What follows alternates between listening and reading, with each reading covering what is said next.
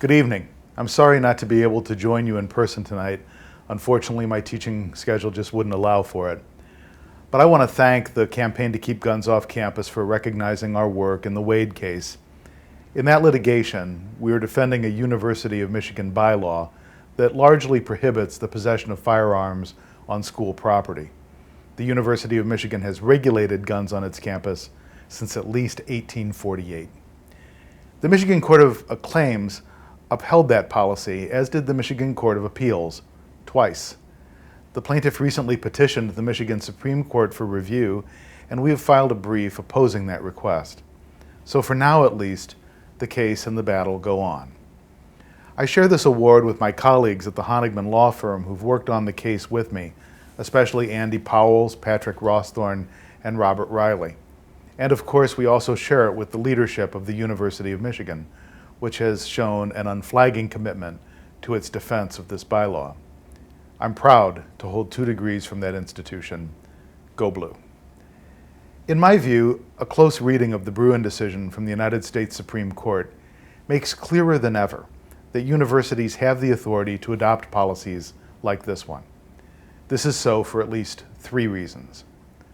First, in Bruin, the Supreme Court reiterated, for the 3rd time in 15 years, that the Second Amendment simply doesn't apply in certain sensitive places, like schools and government buildings.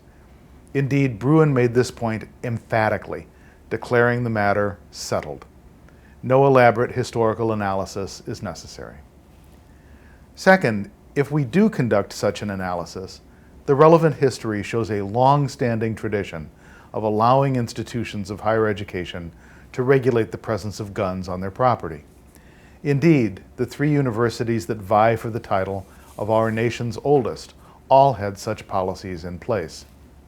And as I noted earlier, the University of Michigan's own firearm policies date back 175 years.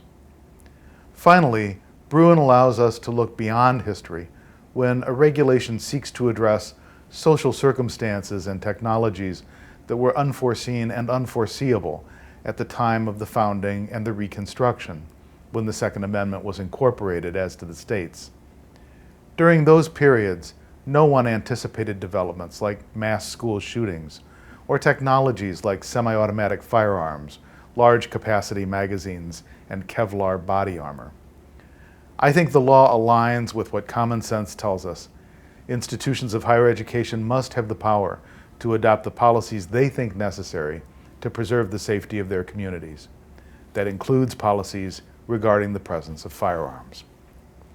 In the state of Michigan, we have recently had our own tragic experiences with school shootings. In November of 2021, 15-year-old Ethan Crumley opened fire at Oxford High School, killing 4 and injuring 7 others, including a teacher.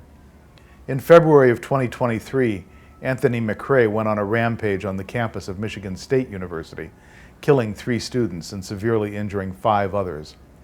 One of the students, who had to go into hiding during the Michigan State incident, had been a senior at Oxford at the time of the shooting there. I'm honored to have our work recognized by your organization, which is laboring so hard to help address this urgent situation. In 2022, shortly after the massacre in Uvalde, Texas, I wrote an editorial in the Detroit Free Press. I concluded the piece with a call to action. I wrote, quote, "The uncomfortable fact is that we cannot outsource our moral responsibility for these tragedies. We cannot shout into the darkness, congratulate ourselves on our courage, and count it as a step forward. We're still just dancing in place. What happened in Uvalde will continue to happen until each and every one of us works for a different result. We need to step up and to speak up, to demand thoughtful and competent responses to the challenges before us, and to put muscle on our demands with our votes, our resources, and our vigilance. Until every last one of us makes this our personal mission, it's all just words, words, and words, full of sound and fury, signifying nothing, our bloodied children buried under whole mountains of them," unquote. Thanks to the Campaign to Keep Guns Off Campus and everyone in your audience tonight for doing your part. And thanks again for your recognition of our work in the Wade case. It means a lot to all of us.